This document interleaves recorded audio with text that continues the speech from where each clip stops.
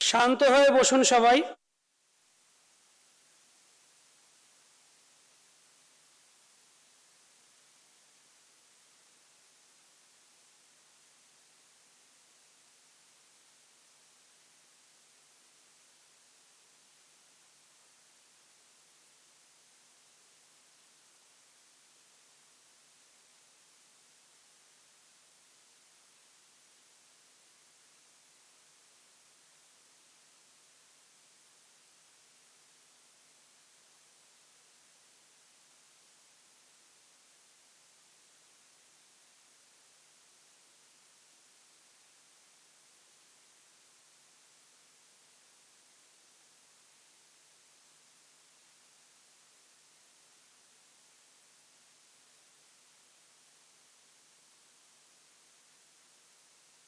স্বামী বিবেকানন্দের স্বদেশ মন্ত্র। স্বদেশ মন্ত্র। হে ভারত, এই পরানুবাদ, পরানুকরণ, পরমুখাপেক্ষা, এই দাস সুলভ দুর্বলতা, এই ঘৃণিত জঘন্য নিষ্ঠুরতা, এইমাত্র সম্বলে তুমি উচ্চাধিকার লাভ করিবে।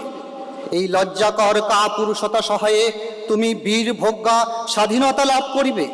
হে ভারত, ভুলিও না তোমার নারী জাতির আদর্শ সীতা, সাবিত্রী, দময়ন্তী। ভুলিও না তোমার উপাস্য উমানাথ, সর্বত্যাগী শঙ্কর। ভুলিও না তোমার বিবাহ, তোমার ধন, তোমার জীবন ইন্দ্রিয় সুখের, নিজের ব্যক্তিগত সুখের জন্য নহে। ভুলিও না তুমি জন্ম হইতেই মায়ের জন্য বলি প্রদত্ত। ভুলিও না তোমার সমাজ বিরাট মহামায়ার ছায়া মাত্র। ভুলিও না নীচ জাতি, মূর্খ, দরিদ্র, অজ্ঞ, মুচি, মেথর তোমার রক্ত, তোমার ভাই। হে বীর, সাহস অবলম্বন করো, সদর্পে বলো আমি ভারতবাসী, ভারতবাসী আমার ভাই। বলো মূর্খ ভারতবাসী, দরিদ্র ভারতবাসী, ব্রাহ্মণ ভারতবাসী, চণ্ডাল ভারতবাসী আমার ভাই। তুমিও কোটিমাত্র বস্তা আবৃত হইয়া সদর্পে ডাকিয়া বলো ভারতবাসী আমার ভাই, ভারতবাসী আমার প্রাণ, ভারতের দেবদেবী আমার ঈশ্বর, ভারতের সমাজ আমার শিশু শয্যা, ভারতের আমার যৌবনের উপবন, আমার বার্ধক্যের বারাণসী। বলো ভাই, ভারতের মৃত্তিকা আমার স্বর্গ, ভারতের কল্যাণ আমার কল্যাণ। আর বলো দিন রাত, হে গৌরীনাথ, হে জগদম্বে, আমায় মনুষ্যত্ব দাও। মা, আমার দুর্বলতা কাপুরুষতা দূর করো, আমায় মানুষ করো।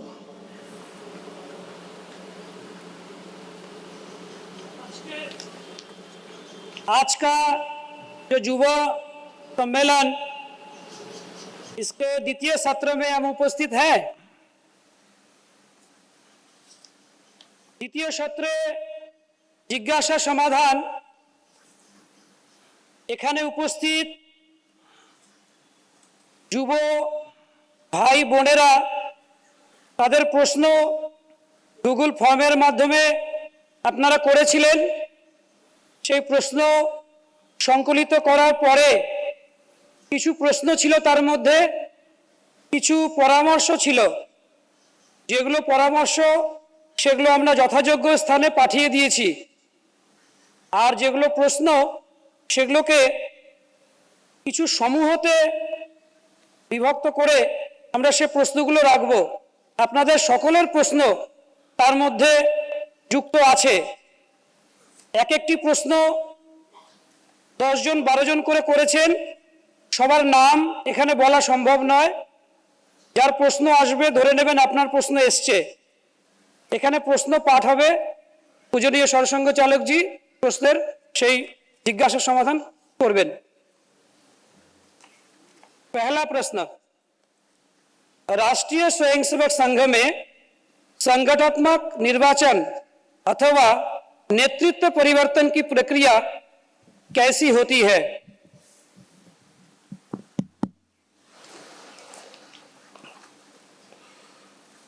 नेतृत्व परिवर्तन सहज ही हो जाता है, जैसे घर में होता है। तो संघ का नेतृत्व तो सामूहिक नेतृत्व रहता है। तो संघ के क्रियात्मक प्रमुख जो है, एग्जीक्यूटिव ऑफिसर, वो सरकार्यवाह है। उनका हर 3 साल में चुनाव होता है। अभी हर 2000 स्वयंसेवकों के पीछे एक प्रांत का प्रतिनिधि आता है, प्रांत का नहीं, एक अखिल भारतीय प्रतिनिधि आता है। 40 स्वयंसेवकों के पीछे प्रांत प्रतिनिधि और 50 प्रांत प्रतिनिधियों के पीछे एक अखिल भारतीय प्रतिनिधि। और अखिल भारतीय प्रतिनिधि सरकार्यवाह का चुनाव करते हैं। साथ ही प्रांत के, क्षेत्र के संघ चालक, प्रांत के संघ चालक, विभाग के संघ चालक और जिला के संघ चालक, उनका भी प्रांत प्रतिनिधि चुनाव करते हैं। ये प्रक्रिया ऐसी है कि स्वयंसेवक प्रांत प्रतिनिधि को चुनते हैं, प्रांत प्रतिनिधि सब संघ चालकों को चुनते हैं, और ये सब संघ चालक और अखिल भारतीय प्रतिनिधि भी जो प्रांत प्रतिनिधियों में से चुने हैं, वो मिलकर सरकार्यवाह का चुनाव करते हैं। तो हर 3 साल के बाद ये प्रक्रिया है, उसमें अगर सरकार्यवाह को बदलना है तो बदल देते हैं, नहीं तो कायम रखते हैं। एक सरसंघ चालक है जिसका चुनाव वगैरह नहीं होता। सरसंघ चालक अपने उत्तराधिकारी को घोषित करते हैं, नियुक्त करते हैं, क्योंकि संघ चालक संघ में ये श्रद्धा का स्थान है। तो जहां श्रद्धा का स्थान है वहां चुनाव वगैरह नहीं। तो सरसंघ चालक दूसरे सरसंघ चालक को नियुक्त करते हैं, लेकिन वो चुने हुए नहीं है, वो नियुक्त है, इसलिए उनको क्रियात्मक अधिकार नहीं दिया है। वो फ्रेंड, गाइड एंड फिलोसोफर है, और प्रत्यक्ष करना, निर्णय करना, ये जो काम है सरकार्यवाह का काम है। ऐसे संघ में संगठनात्मक प्रक्रिया रहती है और चुनाव होता है। नेतृत्व परिवर्तन इसी में होता है। सभी संघ चालक अपने अपने स्तर की कार्यकारिणी घोषित करते हैं। घोषित करना है, नियुक्ति भी होना, सरसंघ चालक की नियुक्ति भी करने का अधिकार तो एक को है, लेकिन संघ में सब बातें सामूहिक विचार करके तय होती है। एखादा विषय उसका निर्णय सहमति से नहीं हो रहा है तो निर्णय रुक जाता है। सबका मन बने तक राह देखते हैं। निर्णय होने के बाद सब अपना मत वैसा रखते हैं। निर्णय के बाद कोई चर्चा वर्चा नहीं होती, जो निर्णय है वैसा सब लोग करते हैं।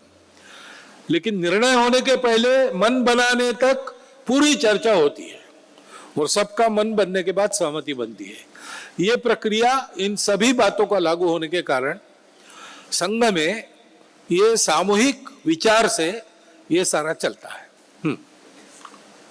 देश के बाहर संघ कार्य किस प्रकार और किस नाम से प्रारंभ हुआ? तो राष्ट्रीय स्वयंसेवक संघ नाम का संगठन केवल भारत में काम करेगा, भारत के बाहर काम नहीं करेगा। अब हुआ ऐसे कि 1946 में एक गुजरात का स्वयंसेवक और एक पंजाब का स्वयंसेवक, वो जहाज से अफ्रीका जा रहे थे, मोम्बासा। तो पंजाब का स्वयंसेवक प्रार्थना करने की आदत थी, तो शाम हो गई, वो बोट के डेक पर आ गया और भारत की तरफ देखकर प्रार्थना करने लगा। तो उसने पहली पंक्ति कही, नमस्ते सदा वत्सले मातृभूमि। तो दूसरे ने दोहराई, तब उसको पता चला कि ये भी स्वयंसेवक है। फिर दोनों ने मिलकर डेक पर प्रार्थना की। तो पहली शाखा कहाँ लगी? जहाज के डेक पर लगी। वो लोग मोम्बासा उतरे, एक मोम्बासा में रह गए, दूसरे नैरोबी में चले गए।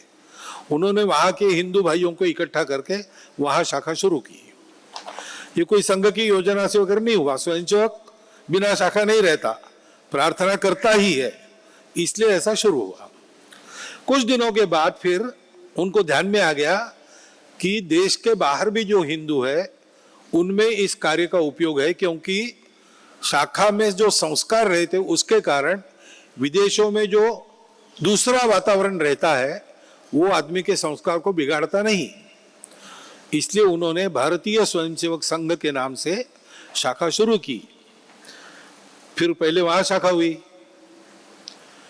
बाद में ईदी अमीन ने युगांडा से भारतीयों को निकाल दिया। तो निकालने के बाद कहाँ जाए, तो पहले सब लोग वहां हैं केनिया में। तो केनिया में एक हिंदू काउंसिल ऑफ केनिया बनाकर संघ के स्वयंसेवकों ने उनकी सारी व्यवस्था की। बाद में वो लोग इंग्लैंड गए, वहां पहले से स्वयंसेवक तो थे ही, लेकिन काम इतना अच्छा नहीं था। इनके आने के बाद उत्साह बढ़ गया, तो तब से इंग्लैंड का काम शुरू हो गया। उन्होंने अपना नाम हिंदू स्वयंसेवक संघ रखा। मॉरिशस में भी शुरू हुआ, उन्होंने अपना नाम मॉरिशस स्वयंसेवक संघ रखा। बर्मा में शुरू हुआ तो वहां सनातन धर्म स्वयंसेवक हुआ। नेपाल में शुरू हुआ तो मातृभूमि स्वयंसेवक संघ हुआ। बाद में अधिकतर स्थानों पर हिंदू स्वयंसेवक संघ चला। फिर ये सब लोग एकत्र आए हिंदू संगठन करने वाले।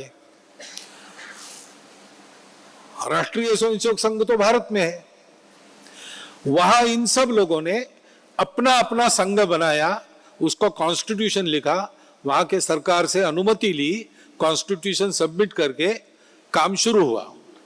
तो इन सब लोगों ने इकट्ठा के ये तय किया कि हम सब लोग एक ही काम करते हैं, एक ही पद्धति से करते हैं, तो हम सबका नाम एक रहेगा, हिंदू स्वयंसेवक संघ। हिंदू स्वयंसेवक संघ के नाम से संपूर्ण हिंदू समाज को संगठित करने में, भारत के बाहर के हिंदुओं को संगठित करने का काम उस देश का हिंदू स्वयंसेवक संघ करता है। कार्य पद्धति यही है, बाकी सब ऐसा ही है। रजिस्टर्ड चैरिटी ऑर्गेनाइजेशन उस देश की वो है, और टेक्निकली संघ से अलग है। देश के स्वतंत्रता आंदोलन में राष्ट्रीय स्वयंसेवक संघ की क्या भूमिका रही है? आपको मैंने डॉक्टर हेडगेवार का बताया, और स्वतंत्रता आंदोलन के सेनानी ही थे, क्रांतिकार्य में भी थे, राजनीतिक आंदोलन में भी थे। 2 बार 1920-21 में एक बार, और जंगल सत्याग्रह जहां दांडी मार्च हुआ उस समय, जहां समुद्र नहीं था वहां जंगल सत्याग्रह हुआ, तो उसमें उन्होंने एक बैच लेकर गए और वहां भी उनको 9 महीने का कारावास हुआ। संघ के अनेक स्वयंसेवक पहले से, बहुत सारे लोग कांग्रेस के माध्यम से स्वतंत्रता आंदोलन में जुड़े थे। तो 1942 का आंदोलन हुआ तो उसमें बहुत सारे स्वयंसेवक थे। संघ बहुत ज्यादा बड़ा नहीं था उस समय, थोड़ा सा महाराष्ट्र में सबसे ज्यादा काम था, उत्तर प्रदेश में और थोड़ा पंजाब में, ऐसा काम था। बाकी जगह कोई गिनने लायक काम नहीं था। फिर भी पटना में जो स्मारक देखते आप, राजभवन के सामने ही मूर्ति है, 5 लोग जा रहे, एक को गोली लगी है, दूसरा गिर गया है, लेकिन झंडा दोनों ने तीसरे के हाथ में दिया है, वो आगे बढ़ रहा है। तो ये जो गोली लगे पहले 2 थे, वो दोनों संघ के स्वयंसेवक थे। उनके घर वालों को बुलाकर उनका अभिनंदन, जब कारगिल लड़ाई के बाद हमने कारगिल के योद्धाओं का और शहीदों का अभिनंदन किया, तब पटना में उनके भी परिवार लोगों को बुलाकर उनका अभिनंदन किया गया। महाराष्ट्र में चिमूर और आष्टी 2 कांड बड़े प्रसिद्ध है, दोनों विदर्भ के गांव है। वहां पुलिस चौकी पर हमला हुआ, पुलिस ने फायरिंग किया, लोग मरे, तो फिर लोग अनियंत्रित हो गए, उन्होंने पुलिस चौकी को जला दिया। पुलिस को एक 2 दिन अंग्रेजों का राज नहीं था वहां पे। बाद में अंग्रेजी फौज आई और फिर फायरिंग वगैरह हुआ, उसमें लोग मरे। इन दोनों जगह संघ के स्वयंसेवक सक्रिय थे। चिमूर में पहली गोली लगी वो संघ के शाखा के वहां के मुख्य शिक्षक को लगी, और आष्टी में भी ऐसे ही हुआ। दोनों मिलकर 9 लोग, वो उनको फांसी की सजा हो गई। लेकिन दूसरा महायुद्ध समाप्त होने के बाद सबको दया दिखाई अंग्रेज सरकार ने, एमनेस्टी, उसमें ये लोग छूट सके, तो मरे नहीं, जिंदा थे, अभी भी बूढ़े होते का बूढ़े होकर मरे। इमरजेंसी में भी उसमें से कुछ लोग जेल में गए थे। वसंत दादा पाटिल महाराष्ट्र के मुख्यमंत्री रहे, राजस्थान के राज्यपाल रहे, तो जेल से भागना था उनको, तो जेल से तो बाहर आने की योजना बन गई, लेकिन बाद में जेल से अंग्रेजों की पहुंच के बाहर विश्राम बाग नाम का 15 किलोमीटर पर रेलवे स्टेशन है, वहां तक जाएगा कैसे? तो हमारे प्रांत संघ चालक जो उस समय थे लिमये जी, उन्होंने एक श्रीमद पड़सलगीकर ऐसे एक स्वयंसेवक थे, वो पहलवान भी थे। बाद में स्वतंत्रता के बाद महाराष्ट्र राज्य कुश्ती परिषद के वो उपाध्यक्ष रहे और नेशनल चेस के भी रेफरी थे। तो ऐसे वो थे, उनको बताया तो जेल के बाहर दीवार तोड़कर जब वसंतदाता पाटिल कूद गए तो उनको पीठ पर लेकर जंगल के रास्ते शहर को बचाते हुए, सांगली शहर के बाहर जेल था, उसको बचाते हुए विश्राम बाग स्टेशन पर उनको दौड़कर लेके गए। अरुणा आसफ अली अंडरग्राउंड थी, वो दिल्ली में लाला हंसराज जी गुप्त हमारे बाद में प्रांत संघ चालक हुए, उनके घर पर उनका अंडरग्राउंड निवास था। ऐसे सब जगह संघ के स्वयंसेवक प्रत्यक्ष आंदोलन में थे या आंदोलन में सहायक थे। रमाकांत उर्फ बड़ा साहब देशपांडे, जो बाद में वनवासी कल्याण आश्रम के संस्थापक अध्यक्ष हुए, वो भी उसी समय आंदोलन करते हुए पकड़े गए, बड़ी मुश्किल से उनको फांसी से दूर रखा गया।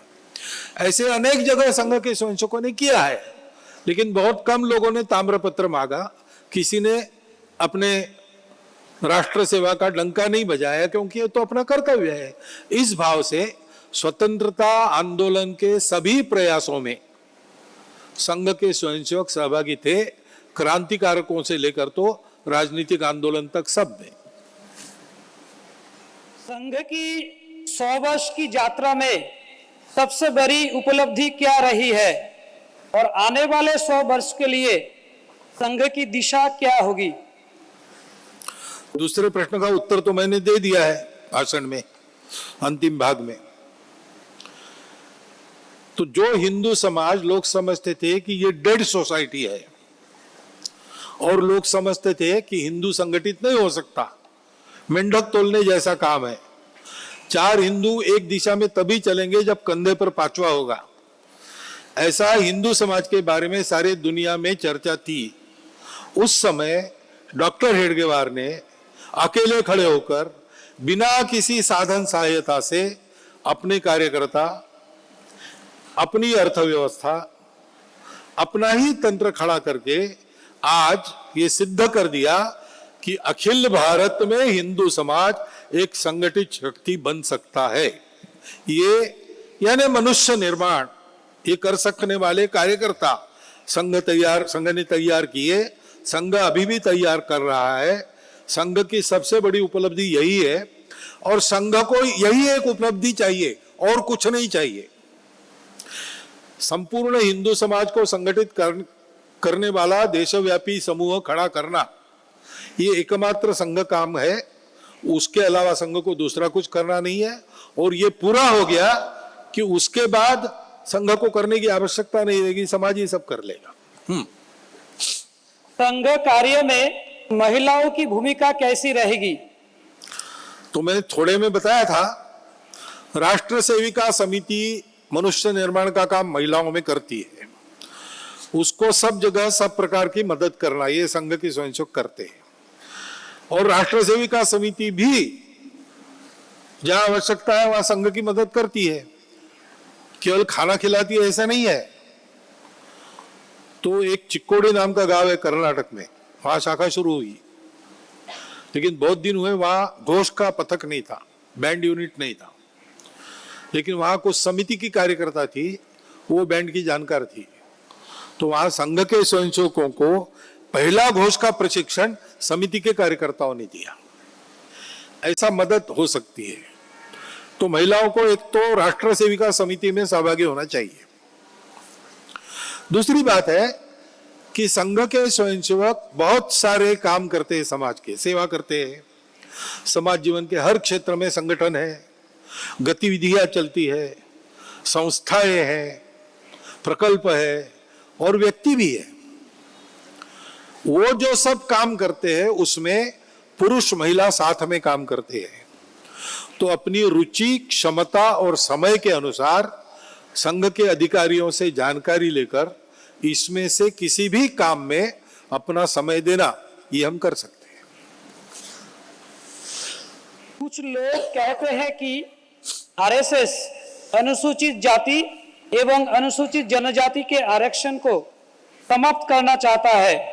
इस विषय पर संघ का क्या दृष्टिकोण है? ये बात सरासर गलत है। जब से आरक्षण आया तब से संघ का संविधान द्वारा प्रदत्त सभी आरक्षणों को संपूर्ण समर्थन है। विषमता के कारण आरक्षण लागू किया गया था, वो विषमता जब तक समाप्त नहीं होती तब तक आरक्षण शुरू रहना चाहिए। ये संघ ने पब्लिकली बहुत बार कहा है। जब विषमता चली जाएगी तो विषमता के शिकार लोगों को जब लगेगा कि अब विषमता चली गई, हमको आरक्षण नहीं चाहिए, तब फिर आरक्षण का पुनर्विचार हो सकता है। संघ का निस्संदिग्ध समर्थन आरक्षण के लिए है, क्योंकि संघ ये मानता है कि अपने समाज के पिछड़े बंधु पिछड़े होंगे लेकिन वो अपने ही है, तो जो पिछड़े नहीं अगड़े है जो समर्थ है और एक दुर्बल है, दुर्बल गड्ढे में है, उसको ऊपर आना है, तो उसको अपने एडीओ को ऊंचा करके हाथ लंबा करना चाहिए ऊपर चढ़ने के लिए, और जो ऊपर है उसने झुककर अपना हाथ नीचे करना चाहिए और उसको ऊपर आने में मदद करनी चाहिए। ये होने से ही पूरा समाज स्वस्थ होगा। इसलिए संघ का आरक्षण को निस्संदिग्ध समर्थन पहले से रहा है, आगे भी रहेगा। बहुत सारे प्रश्न युवा के ऊपर आया है, 3-4 प्रश्न संकलित करके एक साथ बता रहा हूं। आज का युवा मोबाइल, सोशल मीडिया और भौतिक आकर्षणों में उलझ रहा है, जिससे नशा और अनुचित मार्ग की ओर बढ़ता है। ऐसे में युवाओं को संस्कार, राष्ट्रभक्ति, संस्कारात्मक और आत्मनिर्भरता की ओर कैसे प्रेरित किया जाए, उसी से साथ जुड़ा हुआ है।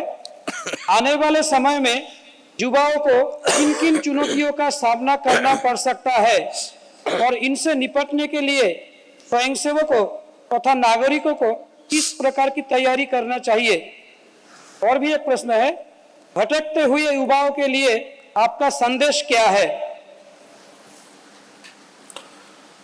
तो भटकते हुए युवा, ये शब्द प्रयोग मुझे ठीक नहीं लगता। तो हर पीढ़ी को अगले पीढ़ी का युवा थोड़ा भटक रहा है ऐसा लगता ही है, क्योंकि बदलता है ना भाई, जमाना बदलता है तो तरुण बदलते हैं। तो हमारे दादाजी के पीढ़ी में युवा होते थे जैसे,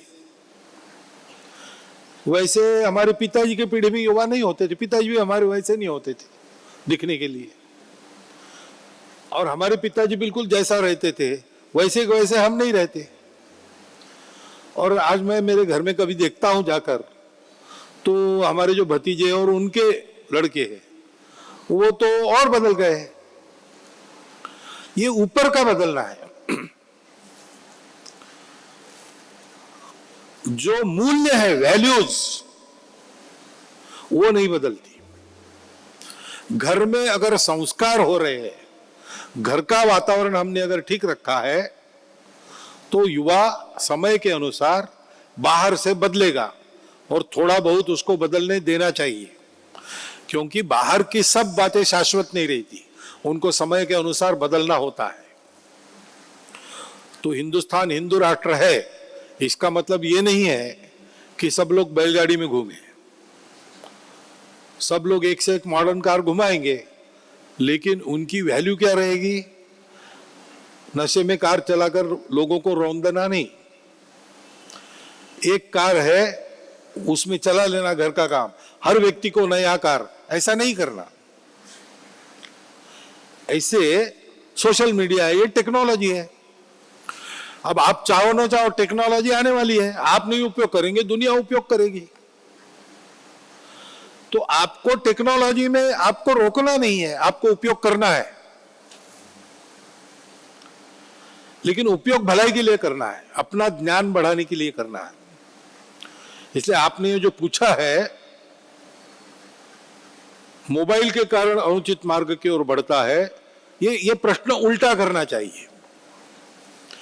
अगर संस्कार, राष्ट्रभक्ति, सकारात्मक और आत्मनिर्भरता, सकारात्मक विचार और आत्मनिर्भरता, इसके संस्कार है तो वो नशा और अनुचित मार्गों में जाने की सोचेगा ही नहीं। मोबाइल में क्या देखेगा? जो अच्छी बात है, जो सीखने को मिलती है, जानकारी है, कई बातें ऐसी है, वो देखेगा। वो बाकी सारी गड़बड़ वाली बातें है उसको देखेगा ही नहीं। वो अगर घुस आती है तो डिलीट कर देगा। वो मूल बात है कि अपने यहां संस्कारों का क्षरण है। समस्या वो है, टेक्नोलॉजी समस्या नहीं है। युवाओं की आयु, युवा है तो थोड़ा बहुत बदलेंगे भाई, वो समस्या नहीं है। समस्या है उनको इस प्रकार की मूल्य शिक्षा घरों में, समाज में, विद्यालयों में नहीं मिलती। विद्यालयों में लाने का प्रयास चल रहा है, नई एजुकेशन पॉलिसी में वो बातें हैं। समाज में समाज के प्रमुख लोगों ने ध्यान में रखना चाहिए। अपनी लोकप्रियता के लिए, अपने स्वार्थ के लिए चाहे जैसा अगर करेंगे तो तरुण पीढ़ी बिगड़ जाएगी यानी उनकी शक्ति कम हो जाएगी, देश की शक्ति कम हो जाएगी। और इसलिए समाज के बड़े व्यक्ति जिनको हजारों लोग देखते हैं और फॉलो करते हैं, उन्होंने अपने आप को ऐसा रखना चाहिए जैसा एक आदर्श समाज में आदर्श युवा की हम कल्पना करते हैं। वो हमारी कल्पना पूरे भारत में समान है, वैसा रहना चाहिए। और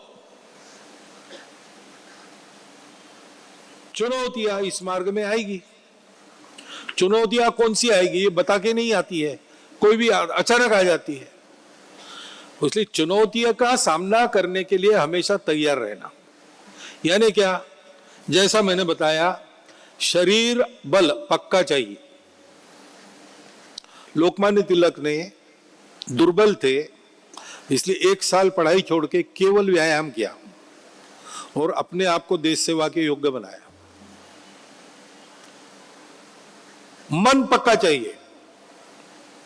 अपना देश क्या है, अपने देश के विचार के अनुसार भला क्या है, बुरा क्या है, और भलाई की ओर जाऊंगा, बुराई की ओर देखूंगा नहीं। ये मन का दृढ़ निश्चय चाहिए। अपना जीवन अपने स्वार्थ के लिए नहीं, देश के लिए है, ये दृढ़ निश्चय चाहिए। संकल्पबद्ध, सत्प्रवृत्त, सकारात्मक मन बनाना, और बुद्धि के लिए जानकारी, विवेक, समझदारी, ये तीनों बातों की कमाई करना। उसके लिए उपाय है अनेक प्रकार के। जैसा मैंने कहा, ये सब होता है संघ की शाखा में, तो आप संघ की शाखा में आकर ये कर सकते हैं।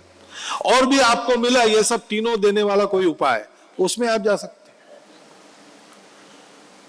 मनुष्य को a man with capital M ऐसा होना चाहिए। ऐसा अपने आप को बनाना। युवावस्था अपने आप पहले कहते थे ब्रह्मचर्य आश्रम। ये ब्रह्मचर्य क्या है? तो अपने सामने एक भव्य लक्ष्य है, मेरा जीवन मानवता के लिए उपयोगी देश बनाने के लिए है। ऐसा भारत बनाएंगे जिस भारत के उपकार सारा विश्व याद करेगा। आज भी पुराने पीढ़ी के हमारे पूर्वजों के उपकार दुनिया याद करती है। फिर से वैसा भारत उपकार करने वाला देश होगा। ऐसा देश बनाने का हमारा लक्ष्य है। ऐसे हम खड़े रहेंगे। अभी स्वामी विवेकानंद जी का अमृत वचन आपने सुना। ये निश्चय पक्का रखकर उसके लिए आवश्यक जो है वो करना, और ऐसा बनने के मार्ग में जो बाधा है उसको छोड़ना, ये करना। और अपना उदाहरण रखना, उपदेश नहीं करना, स्वयं ऐसा करना। घर में भी संस्कार, समाज में भी संस्कार रखते कैसे है? तो leading by example, leading from with in, ऐसा जीवन रहना, तो उससे ये सारी बातें ठीक हो सकती है। युवाओं में और भी सारे समस्याओं को लेकर बहुत सारे प्रश्न आए हैं, उनको एक ग्रुप बनाकर बता रहा हूं। वर्तमान समय में शिक्षित युवा व्यवसाय और कृषि कार्यों से दूर हो रहे हैं। इसका समाधान क्या है? पहाड़ी क्षेत्र में शिक्षित युवाओं को देश में काम करना शर्मिंदगी लगता है, जबकि विदेश में छोटे कार्य करने में उनको संकोच नहीं होता। इस मानसिकता को कैसे बदले? आजकल युवा युवती को विदेशी पोशाक पहनने में ज्यादा अच्छा लगता है और हम पाश्चात्य संस्कृति की ओर बढ़ रहे हैं। इसका समाधान क्या है? और इसी के साथ एक सामान्य युवा सम्मानजनक जीवन स्तर बनाए रखते हुए राष्ट्र जीवन के प्रति अपने कर्तव्यों का समुचित निर्वहन कैसे कर सकता है? तो विदेशी पोशाक पहनने में कोई दिक्कत नहीं है, लेकिन अपना पोशाक पहनना आता ही नहीं, ये गड़बड़ है। मान लीजिए आप में से कुछ लोग तो जाएंगे विदेश में सीखने के लिए, एजुकेशन के लिए जाएंगे, तो वहां विदेशी पोशाक आपको पहनना पड़ेगा, पहनिए, कोई बात नहीं। लेकिन अपने घर में दुर्गा पूजा है और आप विदेशी पोशाक में क्यों रहेंगे भाई? नहीं, क्या है, मुझे धोती बांधना ही आता नहीं, ये कमाल है आपकी। विदेशी पोशाक आपको अच्छा अच्छा पहनना आता है और अपना स्वदेशी पोशाक आता नहीं। विदेशी पोशाक विदेश के वातावरण के लिए है, अपने देश के आबो हवा के अनुकूल अपना पोशाक है। बंगाल में अगर हम लोग कोट सूट टाई पहनकर रहेंगे तो कितने दिन चलेंगे ऐसे? यहाँ जो गर्मी रहती है, जो उमस रहती है, हमारे यहाँ वही जो पुराना पोशाक था वही उपयुक्त है।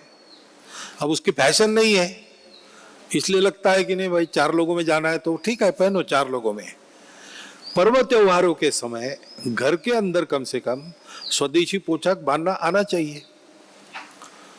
कुछ दिन पहले कल्याणी में शिविर हुआ था युवाओं का, विवेकानंद जयंती पर 12,000 युवक थे मध्य बंग से। सबको कब बताया था कि विवेकानंद जयंती के दिन के कार्यक्रम का गणवेश है धोती कुर्ता। तो 12,000 युवक, नए युवक भी थे उसमें, धोती पहनना वगैरह सीख कर वहां धोती कुर्ते में उपस्थित रहे। ये बनना चाहिए। पोशाक जो पहनना आबो हवा के अनुकूल पहनना चाहिए, और जो भी पहनेंगे आप व्यवस्थित पहनना चाहिए। हमेशा विदेशी पोशाक ही पहन कर रहे आवश्यक नहीं है। मणिपुर में किसी के अगर भोजन के लिए जाना है, शादी ब्याह के लिए जाना है, श्रवण सभा के लिए जाना है, जो धार्मिक काम है या सामाजिक रिवाज के काम है, उसमें वहां का बड़ा से बड़ा व्यक्ति, छोटे से छोटा व्यक्ति कभी भी विदेशी वेश में आपको नहीं दिखेगा। कुर्ता धोती उत्तरीय ये सब लेके जाते हैं। ये बात है, जो करना पड़ता है वो करें, लेकिन अपने स्व पर कायम रहे। और युवाओं में या अपने पूरे देश में ही हाथ से काम करने वालों की वैल्यू कम हो गई, हम उनको मान नहीं देते।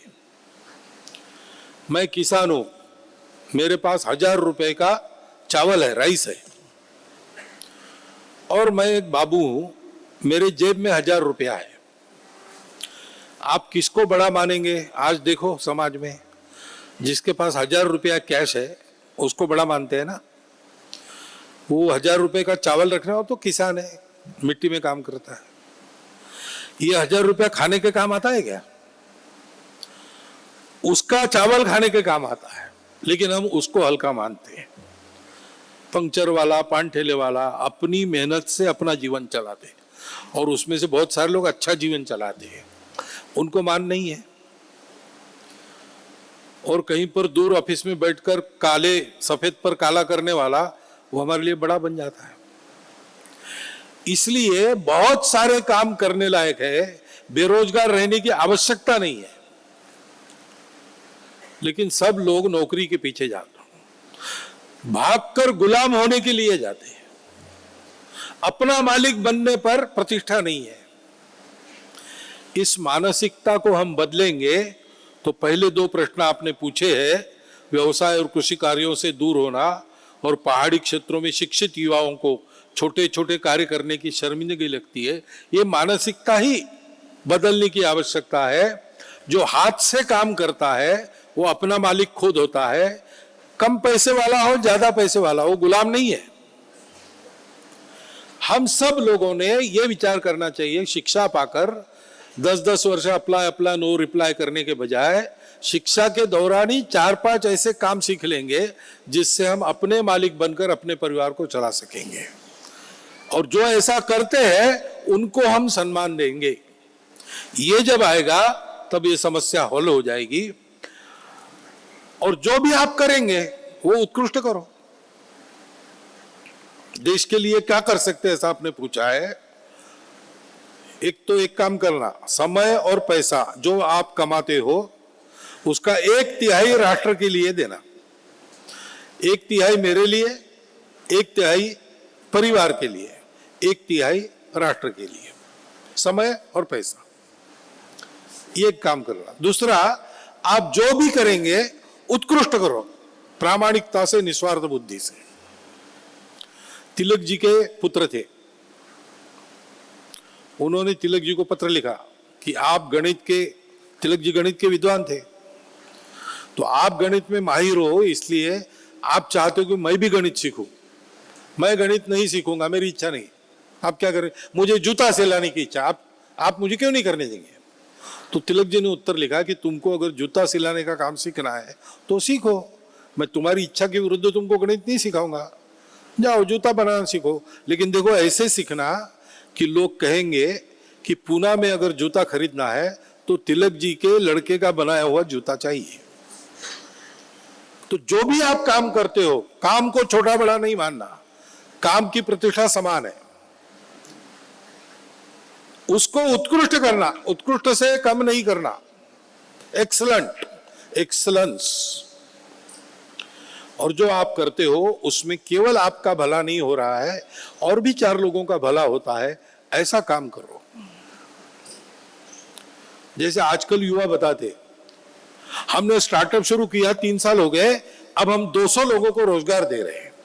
स्टार्टअप क्या है, उसमें क्या बनाते, कैसा बनाते, बताने के पहले वो बताते हैं कि हमारे स्टार्टअप के कारण 200 लोगों को रोजगार मिला। ऐसे सोचना, ऐसे करना, ये सोचाई है युवाओं में, उसको बढ़ाना। ये करने से अपने कर्तव्यों का समुचित निर्वहन आप एक सम्मानजनक जीवन जीते हुए कर सकते हैं। अगला प्रश्न है, क्या विद्यालयों में गीता पाठ को अनिवार्य किया जाना चाहिए? अनिवार्य नहीं करना चाहिए। आप सब लोगों को भगवत गीता मालूम है तो कंपलसरी कहीं सीखी क्या आपने? जिन्होंने सीखी है उन्होंने भी कंपलसरी नहीं सीखी। हमारे यहाँ परंपरा से ये बातें चलती आई है, कहीं कंपल्सन नहीं है। कंपलसरी करने से दुर्गति होती है उस विषय की, जो विषय कंपलसरी किया गया। तो फिर अनिच्छा से सीखने वाले लोग बढ़ जाते हैं और फिर वो डाइल्यूट हो जाता है मामला। इसलिए भगवत गीता के प्रति रुचि बनानी चाहिए। भगवत गीता ऐसा ग्रंथ है कि आज तक दुनिया में जीवन का और जीवन व्यवहार का जो विचार हुआ, अस्तित्व के सत्य का जो विचार हुआ और आगे होने वाला है भविष्य में, उन सब का निचोड़ 700 श्लोकों में आपको अगर कहीं पाना है तो वो भगवत गीता है। ऐसा ग्रंथ है तो उसको कंपलसरी करना क्यों पड़े भाई? हम स्वयं जानेंगे, उसकी चर्चा करेंगे, लोगों के समझ में आएगी तो उनकी रुचि बढ़ेगी। हम बताएंगे उनको कि देखो देश के लिए फांसी पर चढ़ने वाले लोगों ने ये सब काम साहस किया, कैसे कर सके? गीता में हाथ लेकर काम किया, गीता को हाथ में लेकर, और गीता हाथ में लेकर हंसते हंसते फांसी चढ़े। इतनी इस ग्रंथ की शक्ति है जो अपने आप को समर्पित करने का साहस देता है। ऐसी कुछ बातें बताएंगे तो गीता में लोगों की रुचि अपने आप बढ़ेगी। कंपलसरी करने से जिनकी इच्छा नहीं है उनको भी करना पड़ेगा, फिर वो तरह तरह की चर्चा करेंगे, फिर विरोध होगा, ये होगा, ये छोड़ दो। कलकत्ता में 5 लाख लोगों ने गीता पाठ किया, वो क्या कंपल्सन के कारण आए थे क्या? वो श्रद्धा के कारण आए थे। उस श्रद्धा का निर्माण करो। कंपलसरी करने से बात नहीं बनती, मन से स्वीकार होना चाहिए। वो वातावरण उत्पन्न करना, तो सब लोग गीता सीखेंगे। गीता इतनी बड़ी है। समाज में सेवा के कार्यों में महिलाओं को पारिवारिक स्तर पर अनेक बाधाओं का सामना करना पड़ता है। इसके समाधान के लिए क्या किया जाना चाहिए? सबसे महत्व की बात है कि परिवार में प्रबोधन करना चाहिए और विशेषकर पुरुषों का प्रबंधन करना चाहिए, क्योंकि अपने यहां ऐसा नहीं था, लेकिन आक्रमणों के काल में ऐसा हो गया और महिला द्वियम हो गई। द्वियम नहीं है, वो इक्वल है। अपने भारतीय संस्कृति के अनुसार पुरुष और प्रकृति दो है तो सृष्टि बनती है, नहीं तो नहीं बनती।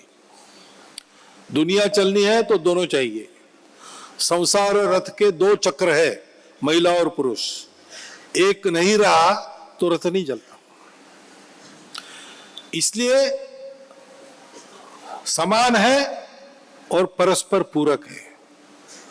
घर में महिलाओं का ऐसा स्थान हो जाएगा, विचार विनिमय में, निर्णय करने में उनकी भागीदारी समान हो जाएगी, तो फिर यह भी होगा कि देश के जीवन में भी उनकी भागीदारी समान है।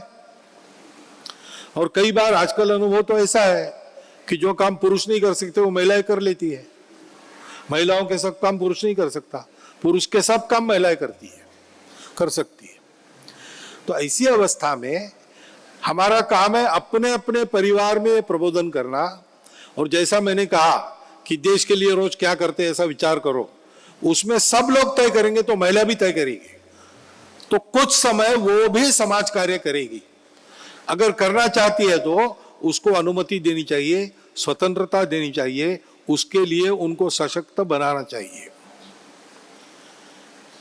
मुख्यतः पुरुषों की समझदारी अधिक बढ़नी चाहिए। महिलाओं ने यह समझना चाहिए कि घर के सारे परिवार के दायित्व संभल कर भी समय निकालकर वो देश का काम कर सकती है, और इसमें उनको किसी सहायता की आवश्यकता लगी तो घर के पुरुषों ने उनको सहायक बनना है, बाधक नहीं बनना है। ये करने से महिलाओं की पारिवारिक स्तर पर आने वाली बाधाएं अधिकांश दूर हो जाएगी। बाकी का काम तो उन्हीं को करना पड़ेगा और वही जानती है वो कैसे किया जाए। एक ही समय बच्चों के स्कूल की तैयारी, पति उठ गया है तो उसको चाय, और दूध वाला आया तो दूध लेना, और भोजन के सामग्री को तैयार करना, प्रारंभ करना, ऐसे अनेक काम एक साथ करने वाली महिला है, तो उसको इन बाधाओं का सामना करना कोई कठिन बात नहीं। पुरुष बाधा न बने, पूरक बने, इसकी आवश्यकता है। अपने पश्चिम बंगाल को लेकर बहुत सारे प्रश्न आए हैं, उनको एक साथ करके बता रहा हूँ। बंगाल में पिछले कुछ वर्षों में हिंदुओं के ऊपर हुए अत्याचार को लेकर क्या संघ ने भारत सरकार से राष्ट्रपति शासन लागू करने का कोई निवेदन किया है क्या? और उसी के साथ और भी एक प्रश्न है। एक समय बंगाल में अनेक महापुरुषों का जन्म हुआ जिन्होंने देश को नेतृत्व प्रदान किया, किंतु आज ये स्थिति नहीं दिखती है। बंगाल में पुनः ये भाव कैसे जागृत किया जा सकता है? तो संघ तो हिंदू समाज को ये सिखाता है कि जो काम तुम्हारा है वो काम तुम करो, किसी को बुलाओ मत। हे भगवान हमारा रक्षण करो, ऐसा नहीं कहना। अपना रक्षण करने के लिए आगे बढ़ना, तो भगवान सहायक होंगे ही। God helps those who help themselves. भगवान नहीं आता तो सरकार हमारा रक्षण करो। अरे भाई, सरकार वोटों की गुलाम है, कभी आती कभी नहीं आती है, उस पर निर्भर नहीं रहना। और इसलिए संघ इस मामले में सरकार से इतना ही कहता है कि अपने इस राज्य में हिंदुओं पर अत्याचार कहीं नहीं होना चाहिए। इसको देखना तो क्या करना ये आप तय करो। और इससे कोई राष्ट्रपति शासन लागू करो वगैरह ऐसे संघ बताता नहीं है। संघ ये जरूर कहता है कि वहां गड़बड़ है, हिंदू अत्याचारित हो रहे हैं, उनकी पीड़ा का हरण करना अपना कर्तव्य है, आप करो। कैसे करो आप तय करो। लेकिन यहां हम ये प्रयास करते हैं कि हिंदू समाज की एक सोशल लीडरशिप जो अपॉलिटिकल है और लोकल है वो खड़ी हो जाए, ताकि आने वाली चुनौती का सामना हिंदू समाज अपने दम पर करे। ये दम उत्पन्न करने के लिए संघ का कार्य है और इसलिए हम उस झंझट में ज्यादा नहीं जाते। बंगाल में महापुरुषों का जन्म हुआ, देश को नेतृत्व प्रदान किया, आज स्थिति नहीं दिखाई देती, तो स्थिति को लाना अपना कर्तव्य है। ऐसा नहीं है कि बंगाल में इस लायक लोग नहीं है, लोग हैं, लेकिन जो उस समय देशभक्ति का, आध्यात्मिकता का, संस्कारों का वातावरण था, वो वातावरण नहीं है। उस समय खेल में भी, मेले में भी देशभक्ति थी। अब क्या है कि पूजा में भी, देशभक्ति में भी ये सब आ गया है, खिलवाड़ आ गई है, छिछोलापन आ गया है, स्वार्थ आ गया है, गुटबंदी आ गई है। तो इन बातों को दूर करके हम जो कुछ करेंगे उत्तम करेंगे और सबके लिए करेंगे, देश के लिए करेंगे। हमको जीना किस लिए है? मैं और मेरा परिवार तो है ही, लेकिन मैं और मेरा परिवार अच्छा क्यों करना है? देश अच्छा बनाए इसलिए करना है। ये वृत्ति का बदल, हवा पलटनी चाहिए, वातावरण बदलना चाहिए, वो हम करेंगे तो बाकी सारी बातें अपने आप हो जाएगी। तो ये वातावरण करने का प्रयास, उत्पन्न करने का प्रयास संघ करता है। आप लोग भी सहभागी हो जाइए। संत महात्मा करते हैं, वहां भी आप सहभागी हो सकते हैं। बहुत से लोग हैं जो इसके लिए काम कर रहे हैं। तो जरा आसपास खुली आंखों से देखकर, खुली कानों से सुनकर तय कीजिए कहां होने से ये संभव है और वहां हो जाइए, तो अपने आप हो जाएगा। राष्ट्रीय कुछ मुद्दे पर बहुत सारे प्रश्न आए हैं, उनको एक साथ जोड़कर बता रहा हूं। लाभ जिहाद को कैसे रोका जा सकता है? भाषा विवाद की समस्या हमारे समाज को विभाजित कर रही है, इससे कैसे निपटा जाए? भारत को हिंदू राष्ट्र कब घोषित किया जाएगा? अखंड भारत की संकल्पना कैसे साकार हो सकती है? और इसी के साथ देश में समान नागरिक संहिता यूसीसी लागू होना चाहिए क्या? इसके लाभ और संभावित चुनौतियां क्या है? तो हिंदू राष्ट्र घोषित करने की जरूरत नहीं है, हिंदू राष्ट्र है। आप सूर्य को घोषित करेंगे क्या? सूरज है, सूरज है, आपको नहीं मानना, आंख मूंद के चलना है, चलो, ठोकर आप खाओगे। जो मानकर चलेंगे उनका भला होगा। से हिंदुस्तान हिंदू राष्ट्र है, जो मैंने कहा, देशभक्ति, संस्कृति, पूर्वज परंपरा, ये तीन बातें, इनको मानने वाला, डॉक्टर हेडगेवार कहते हैं कि भारत में अपने आप को हिंदू कहने वाला, यानी हिंदू पूर्वजों का वंशज और हिंदू संस्कृति मानने वाला, ऐसा हो गया। भारत में अपने आप को हिंदू मानने वाला, भारत को अपनी मातृभूमि कहने वाला एक हिंदू भी जीवित है, तब तक हिंदुस्तान हिंदू राष्ट्र है। उसको बलशाली बनाना है। और वो हिंदू राष्ट्र किसी की घोषणा का मोहताज नहीं, सनातन काल से चलता आया है। ऋषि मुनियों ने उसकी घोषणा कर रखी है। ये धर्म के लिए, सनातन धर्म के लिए चलने वाला धर्मप्राण राष्ट्र है। योगी अरविंद ने उत्तर पारा में कह दिया है, हिंदू राष्ट्र यानी सनातन धर्म है, सनातन धर्म का उत्थान होगा, इसलिए हिंदुस्तान का भी उत्थान होगा। तो और किसी घोषणा की जरूरत नहीं है, उसको बलशाली बनाना है। और उसमें एक बात अखंड भारत की भी आती है। अखंड भारत की कल्पना पॉलिटिकल नहीं है, वो सांस्कृतिक है।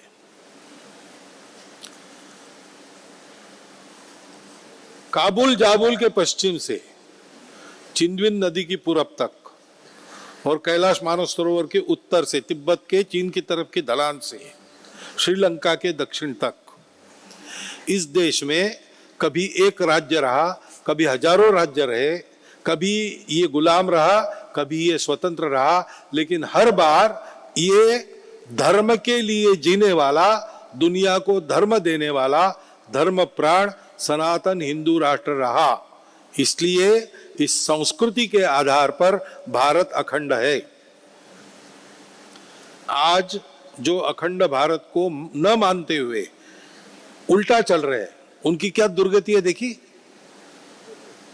जो अखंड भारत थे और आज नहीं है, नकारते हैं।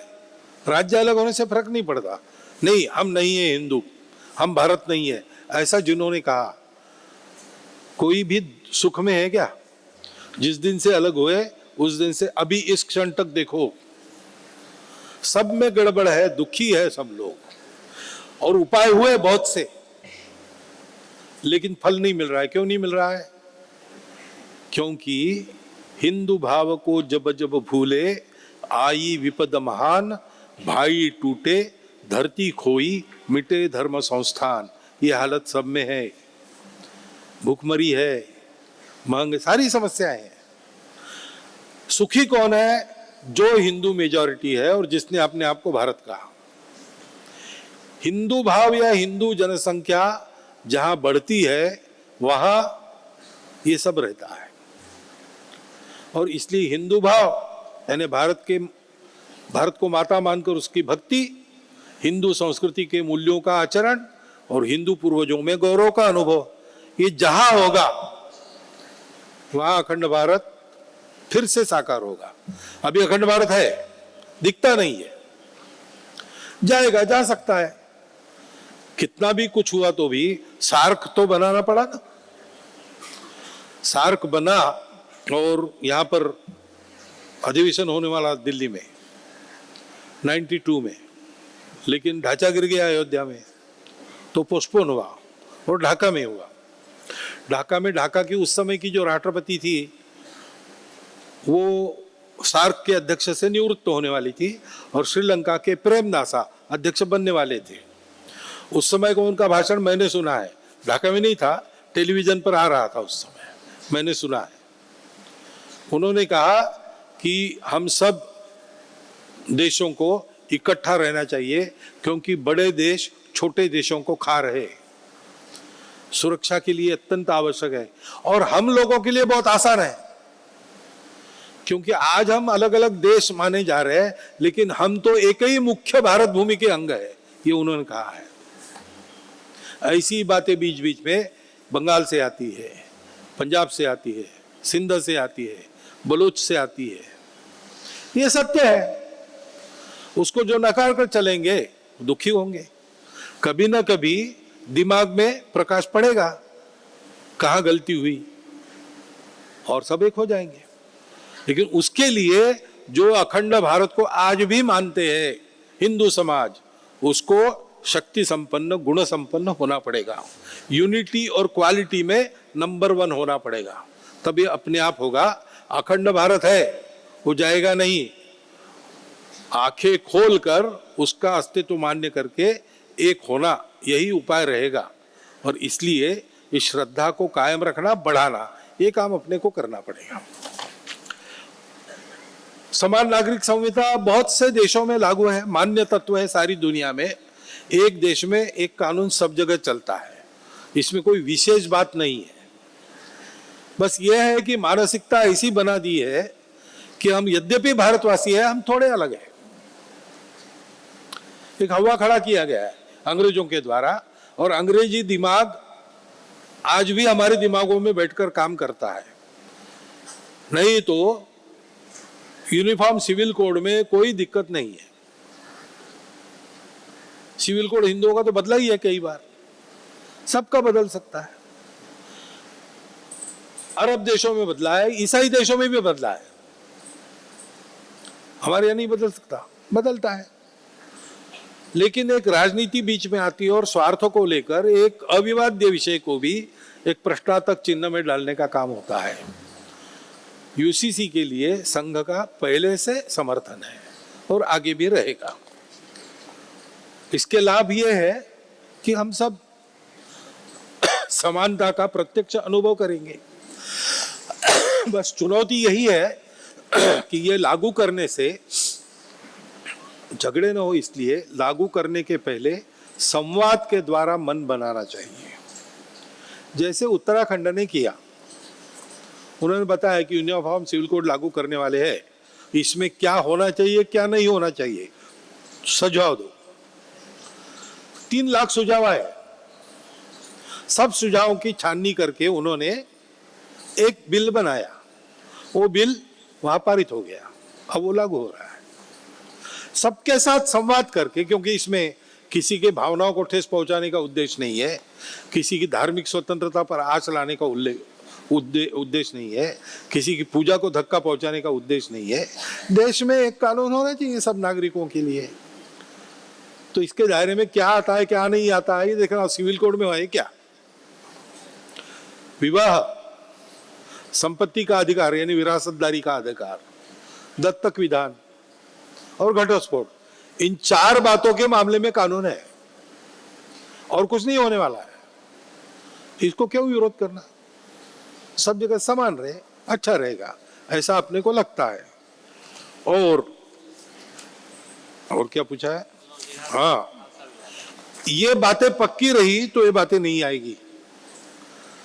लव जिहाद को कैसे रोका जा सकता है? पहले अपने घर को पक्का करो। अपने घर में पली हुई बड़ी हुई अपनी लड़की, हमने सब कुछ लगाया, प्यार दिया, वो देखते देखते 1-2 साल में किसी बरगलाने वाले के पीछे क्यों भाग जाती है भाई? हमने उसको पक्का नहीं बनाया, हमने उसके आचरण में अनुशासन नहीं लाया। ये पहले देखना चाहिए। दूसरा, अपने घरों में अपने धर्म की श्रेष्ठता की शिक्षा देनी चाहिए। बहुत सा बाहर विशेषकर सोशल मीडिया पर कंफ्यूजन पैदा करने वाले नैरेटिव्स आते हैं, उसके उत्तर अपने बच्चों के पास नहीं, इसलिए वो भटकता है। उसको पक्का करो, संस्कार दो। कुटुंब को पक्का करना, आत्मीयता और संस्कार दोनों को, और उदाहरण रखना बच्चों के सामने। माता पिता की आत्मीयता ऐसी है कि बच्चा 12 साल तक माता पिता के कहे अनुसार अपने मन को बनाता है, उसका बेसिक्स उसमें बन जाता है। वो ठीक बनाया, आगे वो भटकता नहीं, इसलिए उसको करना। दूसरी बात है कि इसकी योजना बनाकर करने वाले लोगों पर चेक लाना, ये बिल्कुल ठीक नहीं है। ये समाज में आपस में भेद उत्पन्न करता है, शत्रुता उत्पन्न करता है। तो क्यों करना भाई? नहीं करना। सब समाज के सब वर्गों के समझदार लोगों ने इसको ऐसे देखना चाहिए। विवाह एक है, वो राष्ट्रीय प्रश्न भी है, 2 कुटुंबों का भी प्रश्न है और 2 व्यक्तियों का भी प्रश्न है। ये तीनों बातें ठीक से समन्वित हो जाए तो आपस में झगड़ा नहीं होता। लव जिहाद में कुटुंबों का विचार नहीं होता, समाज का विचार नहीं होता, केवल व्यक्ति का विचार करते हैं। और इसलिए इन सब बातों में एक संतुलन लाने का प्रयास करना, ये करना पड़ेगा। और इसके विपरीत कार्रवाई करने वाले, उल्टा चलने वाले, जो चाहते हैं समाज में ऐसा कुछ हो, उनके ऊपर कड़ी कार्रवाई के लिए समाज का दबाव बनाना, ये काम हमको करने पड़ेंगे, तब इस समस्या का निदान होगा। भाषा विवाद की बात भी कुछ ऐसे ही है। भाषा में विवाद क्यों चाहिए? कि भारत की प्रत्येक भाषा अपनी राष्ट्रभाषा है। मेरी मातृभाषा मुझे प्रिय, वो आनी चाहिए। मैं जहां रहता हूं वहां की भाषा मुझे आनी चाहिए। और हम सब भारतवासियों को, सबको समझ में आ सकती है ऐसी एक आधी भाषा अपनी व्यवहार भाषा होनी चाहिए। राष्ट्रभाषा तो सभी है। ये धनधान्य ने पुष्पे भरा, ये राष्ट्र का ही है ना। वो कितनी सुंदर कविता है, कितना सुंदर गीत है। तो संघ में तो बहुत प्रांतों में इसको गाया जाता है। गीत स्पर्धाओं में याद करना, अपनी गीत स्पर्धाओं में ऐसा होता है कि किसी अन्य भाषा का गीत, मान लो नागपुर है, नागपुर के शिविर में गीत स्पर्धा है, नागपुर के 12 भाग है, 12 गीत होने वाले, तो दिया जाता है कि बाहर के किसी प्रांत की भाषा का गीत, तो वहां का गीत याद करके स्वयंसेवक गाते हैं। कोई फर्क नहीं पड़ता, क्योंकि भाव तो एक ही है ना। धन धान्य पुष्पे भरा, आमादेरी वसुंधरा, इसमें कितने शब्द बंगाली है और कितने शब्द संस्कृत है? धन, धान्य, पुष्प, वसुंधरा, आधी पंक्ति तो मेरी ही हो गई।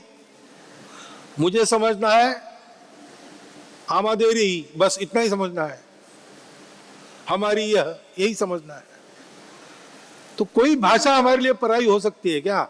हमारी भाषाएं अनेक है, लेकिन सब भाषाओं का भाव एक ही है। और इसलिए ये समझदारी चाहिए। अलग दिखना यानी अलग होना नहीं है, और एक होने के लिए एक ही जैसे दिखना चाहिए ये आवश्यक नहीं है। सारी भारत की भाषाएं अपनी भाषा है, राष्ट्रभाषा है। मुझे उसमें से मेरी मातृभाषा आती है, जहां मैं रहता हूं वहां की भाषा आती है, और सबके लिए समझ में आ सकती है ऐसी एक भाषा व्यवहार भाषा के नाते आती है। उसके बाद मेरी जितनी चाहत है उतनी भाषा में सीखूंगा, लेकिन ये तीन आवश्यक है, उतना मैं करूं। और किसी भाषा का द्वेष क्यों करूं? भाषा अलग होती है। सब भाषाओं में 40% कम से कम संस्कृत के शब्द है। ये समझदारी लोगों में आनी चाहिए। तो भाषावाद के नाम पर उकसाने वाले राजनीतिक लोग हैं। ये उकसावे के अलग रहना, ये समझदारी समाज की बनाना, ये अपने को आवश्यक करना पड़ेगा। हो गया ना? है ना? आप पूछो ना। हमने बोला प्रश्न पूछे, उन्होंने उत्तर तो देना पड़ेगा ना। ये कहा जाता है कि सावरकर जी ने माफीनामा देकर जेल से रिहाई पाई और वे अंग्रेजों के लिए कार्य करते थे। इस पर आपका क्या मत है? शिवाजी महाराज ने औरंगजेब को लिखा, हम आपके नौकर है, लिखा था उन्होंने।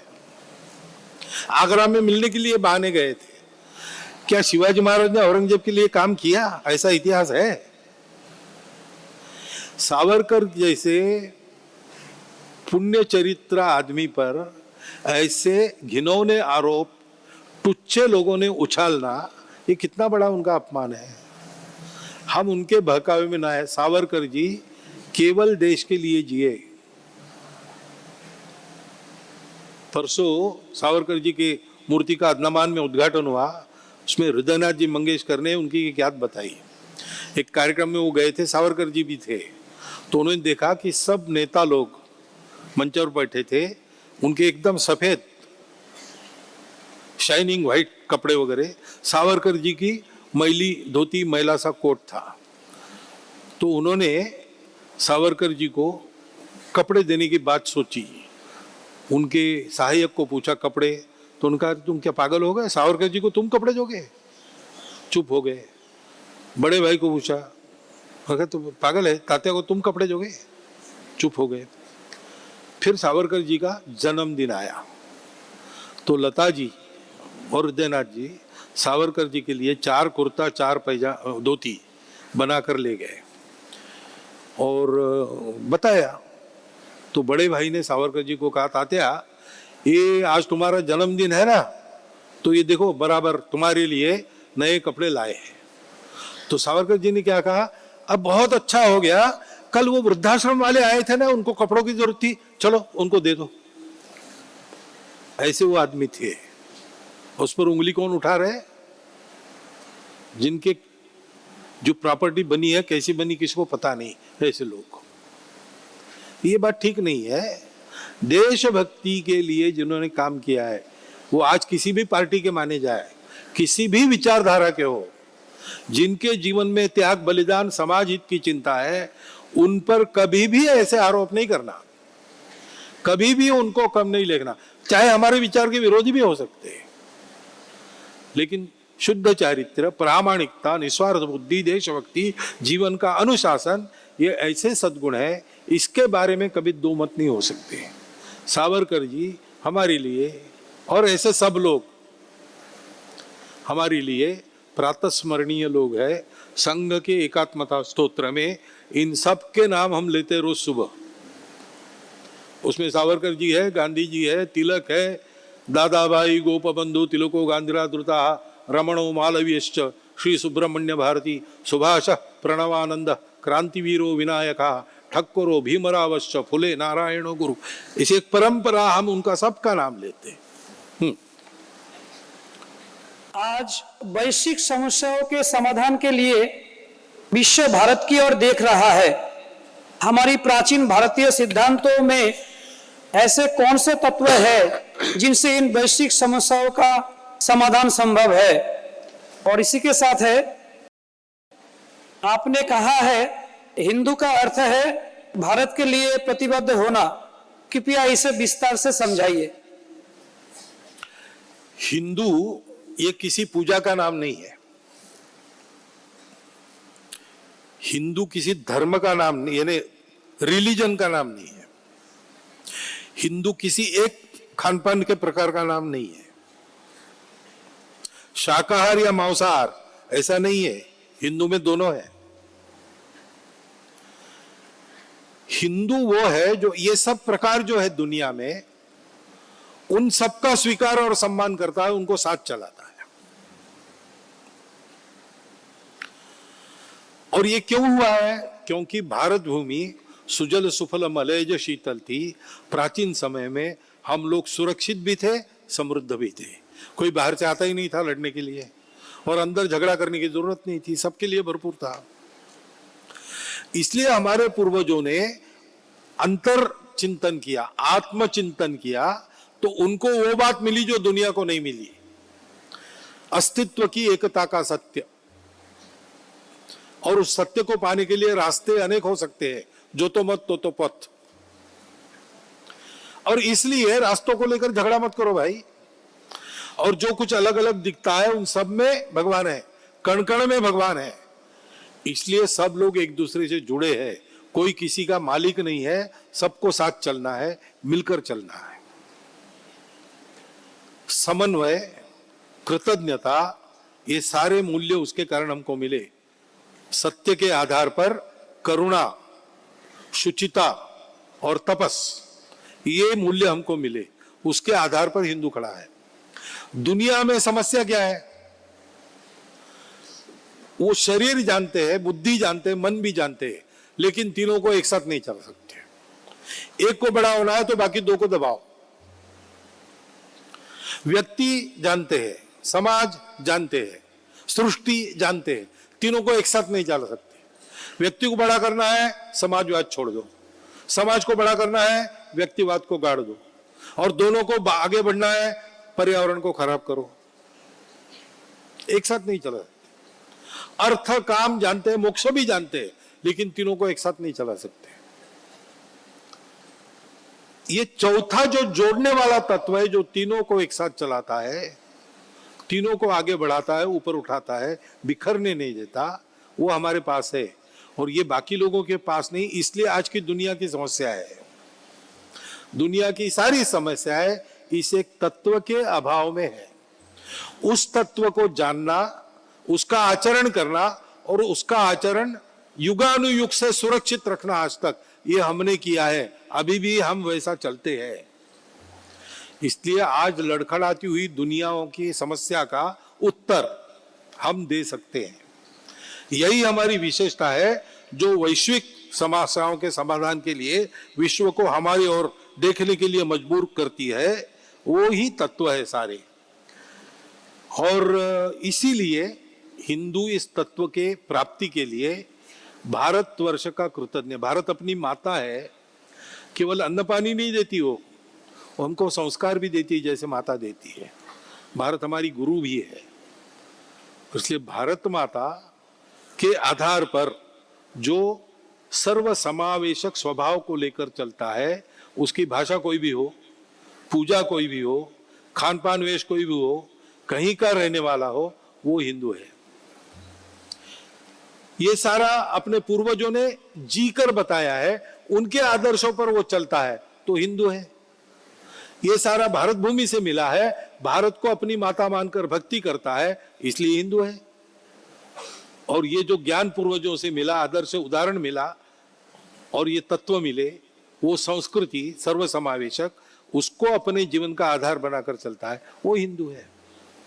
और इसलिए मैं कहता हूं, भारत के लिए प्रतिबद्ध होना। भारत यानी केवल जमीन नहीं, जल जंगल जमीन जानवर के साथ जन भी। जन यानी उसकी परंपरा संस्कृति भी, पूर्वज भी। इसके प्रति प्रतिबद्ध होना, इसका मतलब हिंदू होना। आप भगवान को न मानने वाले भी होंगे। नागपुर में एक थे एन.आर. वराड़ पांडे जी, बहुत विद्वान थे, लिखते थे बहुत सारा। वो कहते थे मैं कट्टर हिंदू हूं, हिंदू राष्ट्रवादी हूं, लेकिन मैं भगवान को नहीं मानता। चलता है, हिंदुओं में सब चलता है। इसलिए हिंदू हिंदू यानी 3 प्रतिबद्धता है: भारत, संस्कृति, पूर्वज परंपरा का सम्मान। बस हो गए दोनों प्रश्न। और ये आखिरी प्रश्न है, आप राम मंदिर आंदोलन में शुरू से लेकर ध्वजारोहण कार्यक्रम तक इससे जुड़े रहे। इस आंदोलन से संबंधित कोई एक महत्वपूर्ण अनुभव साझा कीजिए।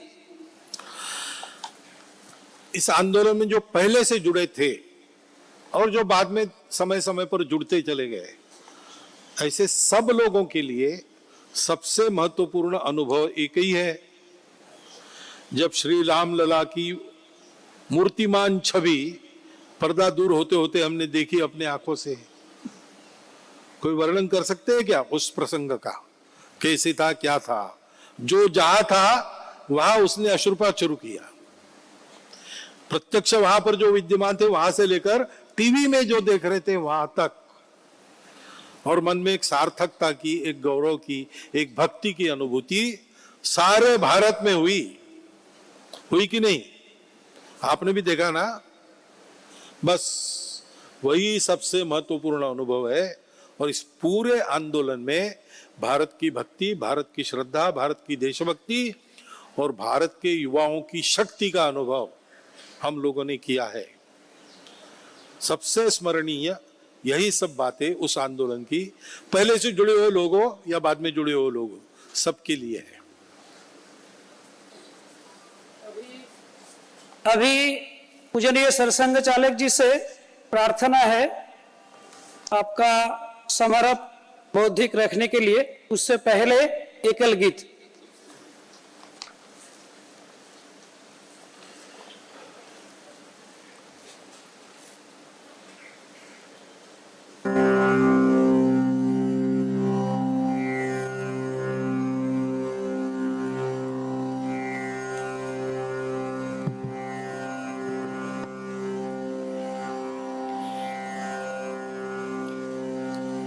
शून्य से एक शतक बनते,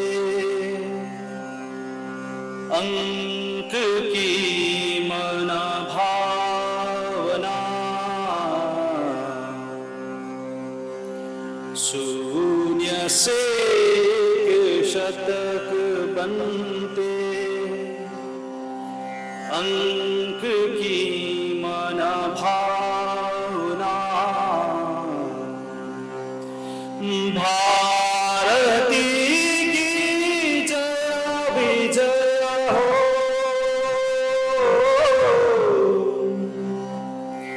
भारती की जय विजय हो। ले हृदय में प्रेरणा कर रहे हम साधना।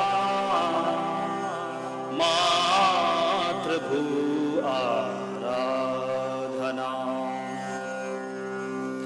दैव ने भी राष्ट्र के हित लक्ष्य था ऐसा विचारा।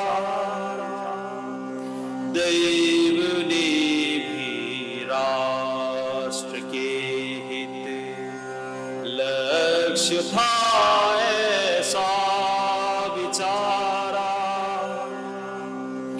कंटकों के मार्ग चलकर राम ने रावण संहारा, ताकि निष्कंटक रहे,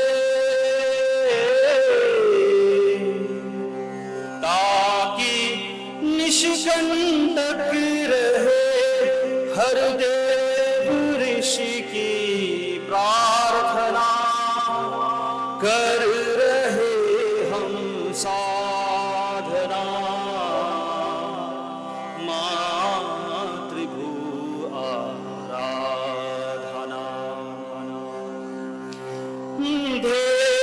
रहित ही एक ऋषि ने देह को दीपक बनाया। ध्येय हित ही एक ऋषि ने देह को दीपक बनाया। और तिल तिल जल स्वयं ने कोटि दीपों को जलाया। ध्येय पथ पर चल पड़े, ध्येय पथ पर चल पड़े, ले उर विजय की कामना कर रहे हम साधना। मातृभू आराधना। धर्म संस्कृति है सनातन, रखे जलवायु सुहावन। धर्म संस्कृति है सनातन, रखे जलवायु सुहावन। पंक्ति में पीछे खड़े का उन्नयन हो नित्य भावन। राष्ट्र का उत्थान साधन, राष्ट्र का उत्थान साधन। विश्व मंगल प्रेरणा कर रहे हम साधना। मातृभू आराधना। शून्य से एक शतक बनते, अंक की मन भावना। शून्य से एक शतक बनते, अंक की मन भावना। भारती की जय विजय हो, भारती की जय विजय हो। ले रहे हम साधना, कर रहे हम साधना। मातृभू आराधना कर रहे हम साधना, कर रहे हम साधना।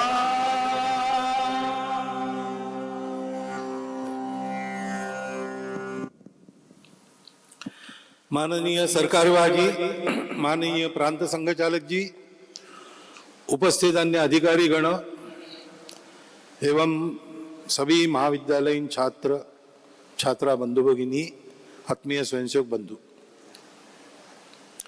संघ के बारे में जो प्रमुख जानकारियां सबको होनी चाहिए वो पहले सत्र में मैंने आपके सामने रखी और दूसरे सत्र में आपके प्रश्नों के भी मेरे ज्ञान के अनुसार, अनुभव के अनुसार मैंने उत्तर दिए। अब प्रश्नोत्तर तो और लंबे चल सकते हैं, जितनी आपकी तैयारी है और मेरी तैयारी है बैठने की, और ऐसे कार्यक्रम भी अनेक बार हो सकते हैं। तो चर्चा तो बहुत चलती है, लेकिन काम होना चाहिए, क्योंकि चर्चा का तो कोई अंत नहीं रहता। प्रश्न आते हैं, उसके उत्तर मिल जाते हैं तो नए प्रश्न खड़े हो जाते हैं। ये सतत चलता है, प्रश्न सतत उत्पन्न हो जाते हैं, उत्तर भी यथावकाश मिल जाते हैं, सब प्रश्नों के उत्तर मिल जाने के बाद नए प्रश्न भी खड़े होते हैं, उनके भी उत्तर ढूंढने की प्रक्रिया चलती है। लेकिन इसी में समय चला गया तो काम नहीं बनेगा। वास्तव में हमको अपने भारत को परम वैभव संपन्न विश्व गुरु भारत बन के खड़ा करना है, बना के, और भारत को खड़ा करना है। यानी खड़ा करने की प्रक्रिया में भारत भारत न रहे तो ये काम नहीं होगा। तो भारत को भारत रखते हुए ऐसा बनाना है। इसलिए मैंने कहा कि भारत को जानो, भारत के बनो, भारत को मानो, ये प्रक्रिया हमको करनी पड़ती है। और ये काम करने के लिए अपने आप को योग्य बनाना पड़ता है।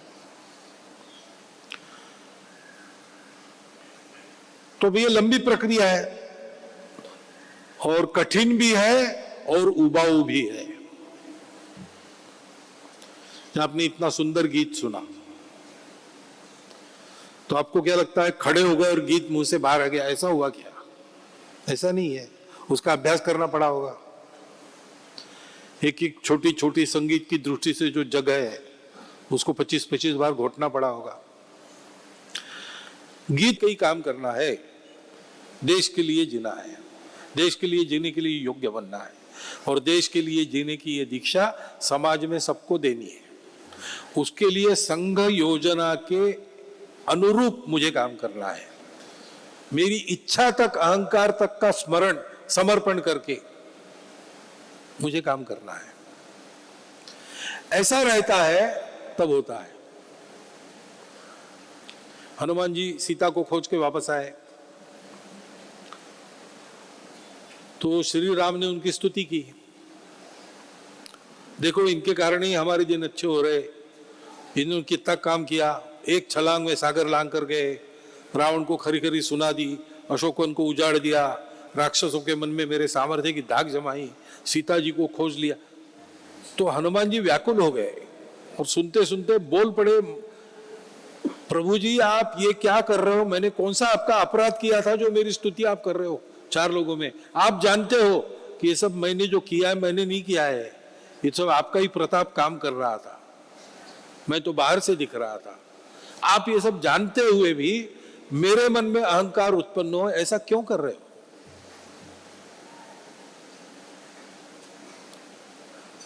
ये चाहिए वृत्ति। बाद में सब होने के बाद अयोध्या वापस गए और वहां पारितोषिक वितरण हुआ, सुग्रीव को, अंगद को, सबको कुछ न कुछ दिया, और हनुमान जी पता ही नहीं कहां है। खोज के लाया, सीता जी ने बुलाया और उनको अपने गले का हार दिया। तो तोड़ के देखने लगे, क्या देख रहे हो भाई? अरे अंदर राम है कि नहीं? अंदर राम नहीं है तो मेरे क्या काम के मोती? हीरे मोती के लिए थोड़ी मैं आया, मान सम्मान के लिए थोड़ी आया।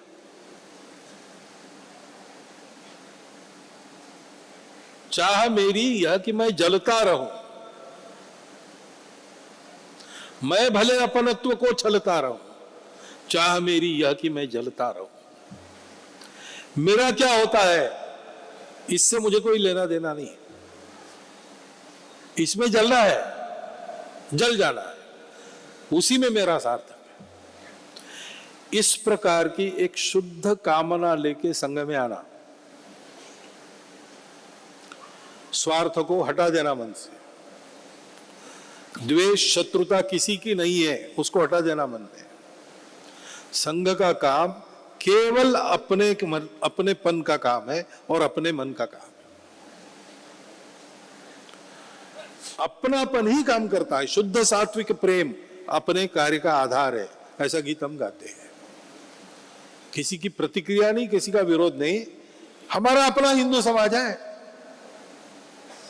उसको हम मार नहीं खाने देंगे, उसको हम दुनिया में सबल बन के खड़ा करेंगे, उसको वैभव संपन्न बनाएंगे, संगठित बनाएंगे। क्यों करेंगे? क्योंकि ये हमारा अपना है और कुछ नहीं। आपको क्या चाहिए? हमको कुछ नहीं चाहिए। इसको समझ के संघ में आना। इसलिए मैं कहता हूं क्या मिलेगा संघ में, इसका मैं सीधा उत्तर ये देता हूं, मिलेगा कुछ नहीं, जो आपके पास है वो भी चला जाएगा। हिम्मत हो तो करो। कबीरा खड़ा बाजार में लिए लुकाटी हाथ, जो घर फूंके आपनो चले हमारे साथ। परिस्थिति अब ऐसी नहीं है कि घर फूंकना पड़े, लेकिन परिस्थिति अनुकूल है, इसलिए संघ के स्वयंसेवक काम नहीं कर रहे, वो काम करते ही रहे।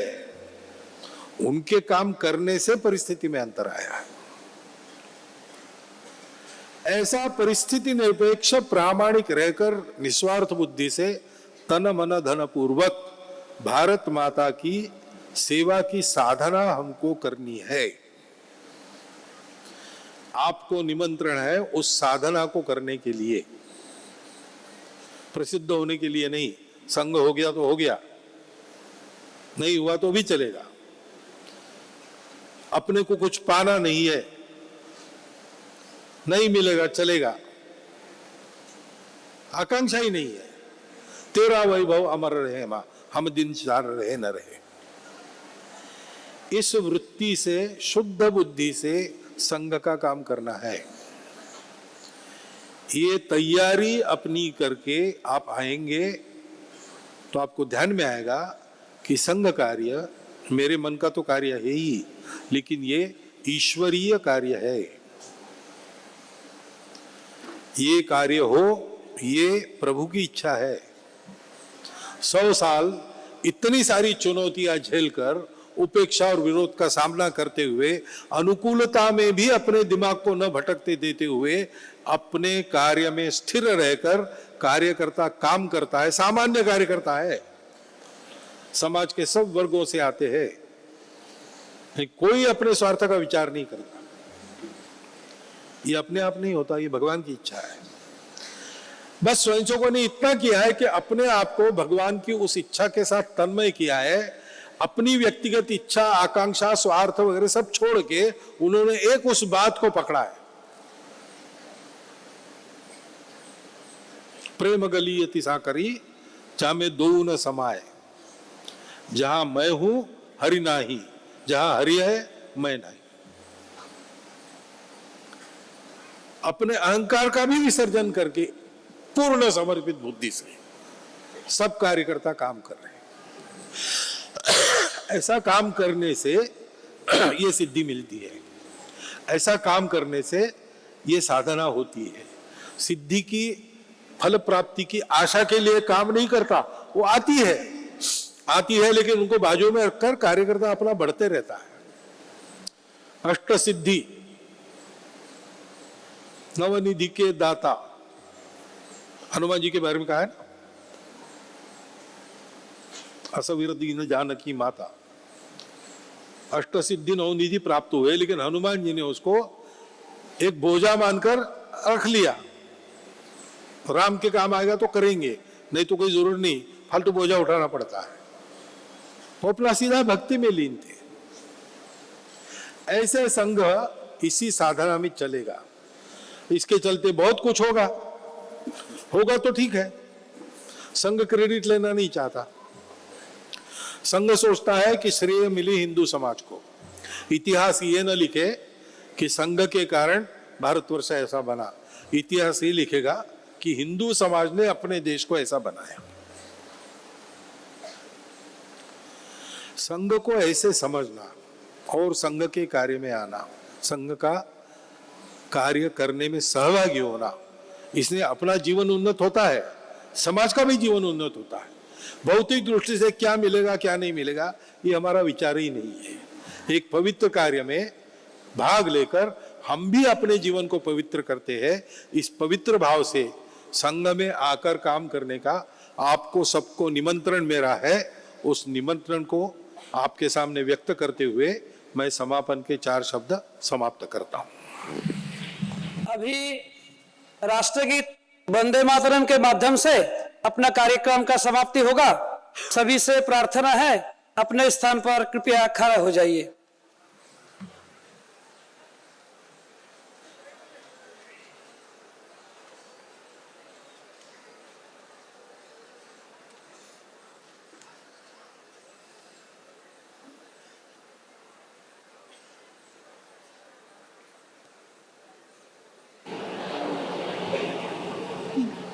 वन्दे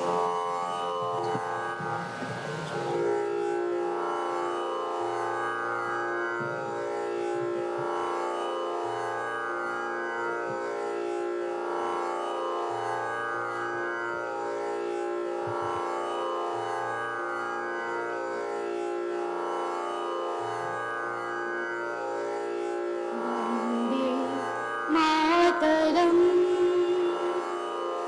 वन्दे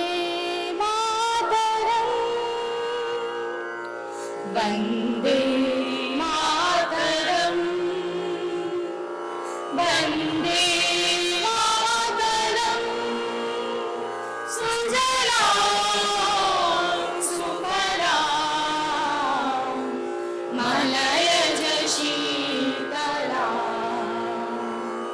शस्यश्यामलां वन्दे मातरम् शुभ्रज्योत्स्ना पुलकितयामिनी फुल्लकुसुमिता द्रुमदलशोभिनी सुहासिनी सुमधुरभाषिणी सुखदां वरदां मातरं वन्दे मातरम् कोटि कोटि गन्ध कलकलनिनाद प्रणाले कोटि कोटि भुजैर्कृत करतलवाले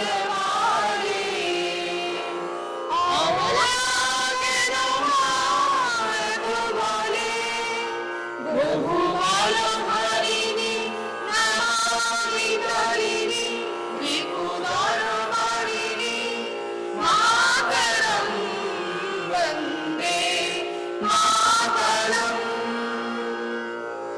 তুমি বিদ্যা তুমি ধর্ম তুমি বিধি তুমি মর্ম তন্বি প্রাণ শরীরে বাহুতে তুমি মা শক্তি হৃদয়ে তুমি মা ভক্তি তোমারই প্রতিমা করি মন্দিরে মন্দিরে वन्दे मातरम् कन्हि दुर्गा दशकमलधारिणी कमला कमलदलविहारिणी वाणी विद्या दायिनी नमामि तां नमामि कमलाम् अमलाम् अतुलाम् सुजलां सुफलां मातरं वन्दे मातरम् श्यामलां शरलां सुस्मितां भूषितां धरणी हरिणी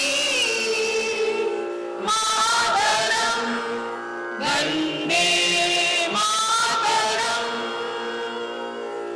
वन्दे मातरम्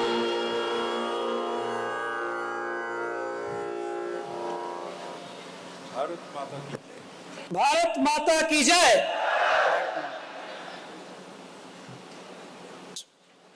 सभी से अनुरोध है अपने स्थान पर बैठ जाए।